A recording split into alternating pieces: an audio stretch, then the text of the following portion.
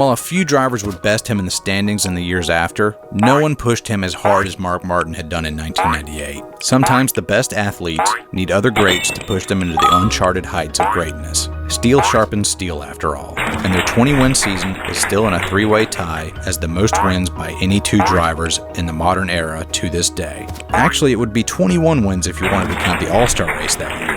Jeff Gordon dominated that race, and a repeat of what he had done the year prior with his now fabled T-Rex car that got effectively banned the next day after it had won. But I must admit that I probably altered the outcome of this race. You see, I was there attending that race. As Mark Martin passed Bobby Labonte on the last lap and claimed the second spot, Jeff Gordon had a sizable lead, and all he had to do was coast to the finish. But in my seat, just at the exit of Turn 4 where Mark had completed his pass to get the second spot, I said a little prayer, hoping Mark would overtake Jeff in the final lap and nab his first All-Star trophy. And going into Turn 1 on the last lap, Jeff's engine expired, and Mark came around and won the race along with the $1 million paycheck that came with it. Just a few days before my birthday, I got to see my favorite driver win the All-Star race and best his biggest rival.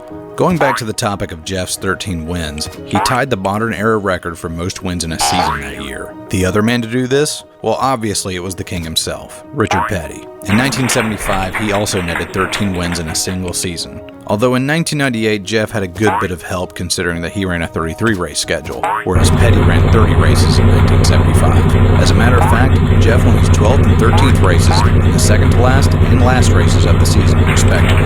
Had the schedule not been lengthened, he would have ended up with a still impressive 11-win season. His 13th and final win of 1998 came with some controversy too. Atlanta played host to the season finale back then, and the newly reconfigured track had just been outfitted with lights. As fate would have it, the race endured hours of rain delays. And despite being well past the halfway point, NASCAR flicked on the lights and waited it out until almost midnight as Jeff overtook Dale Jarrett and captured his record-tying win. Even with a 33-race schedule, Gordon's win percentage in 1998 sits at a jaw-dropping 39.4%. Had he gotten those wins in a 30-race season like the King did, he would have a ludicrous 43.3% win percentage on the season. These two single-season win percentages stand as the best and third best in modern NASCAR history. If you want to make a run at being the greatest NASCAR driver of all time, you're going to have to prove it by surpassing, tying, or at least coming close to this benchmark. With a longer 36-race schedule these days, combined with a championship format that doesn't value insane stats like these as much anymore, these two will likely sit at the top of the pile forever. The 1998 season was a hell of a time to be a NASCAR fan. Sure, by today's metrics, it would have been pretty boring on a week-to-week basis.